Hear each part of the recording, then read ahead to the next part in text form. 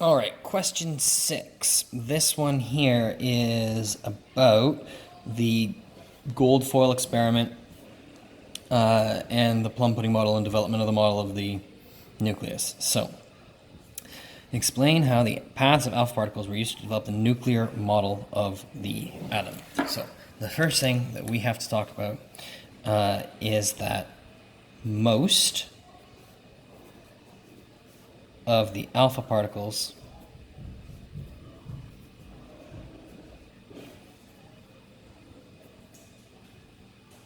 pass through the gold foil.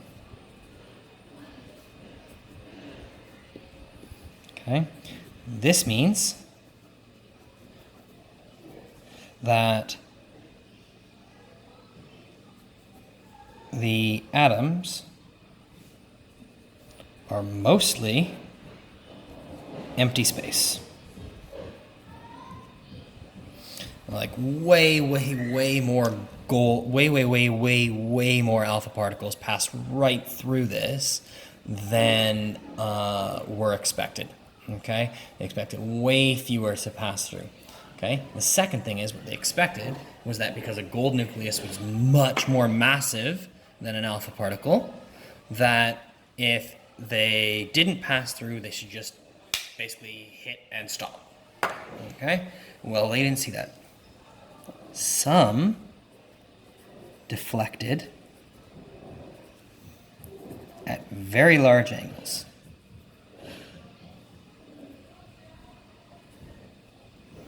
Okay, this meant there was a concentrated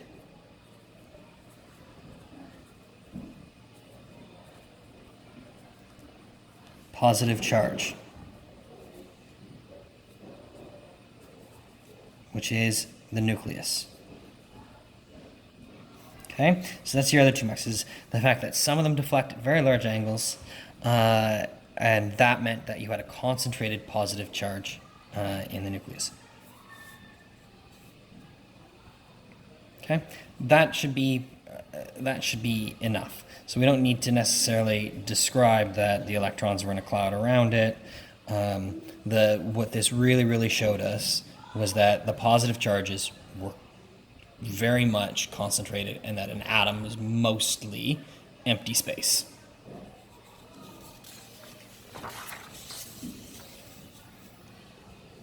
Okay, this one here, pretty much everybody did not fundamentally understand what this was asking.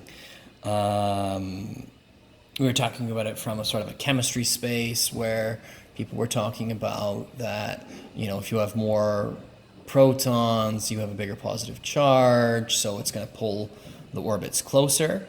And you're right about that explains the trends going down a group in the periodic table. It explains the trends going across a period, why the atoms get smaller. And other people talked about, well, if there were more shells, it would be bigger, which does explain why when you go down. But this is talking about in an atom. So if I have, I'm going to draw this so that I can explain what's going on. So I've got my lovely proton there, and I've got an electron zipping around in its shell. It has a specific amount of energy, and it's in that shell. Now, even though this is hydrogen, the upper shells are still there. Okay? They just don't have anything in them. So, if an EM wave comes in and is absorbed by this electron, that energy can make it jump up to another energy shell. Or if it's really energetic, it might jump up 2 shells. And if it's extremely energetic, it could be knocked free. Okay? So, we have the EM waves.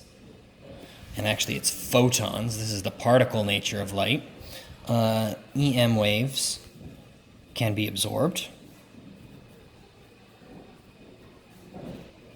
by an electron,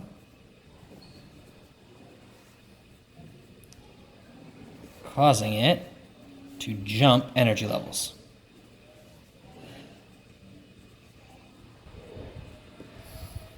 The other thing that can happen is an electron can emit an EM wave. So that's going that way, that's going that way. If we had one here, and it went down to there, we'd have an electron, or a photon being shot out that way, an electromagnetic wave being shot out. Okay?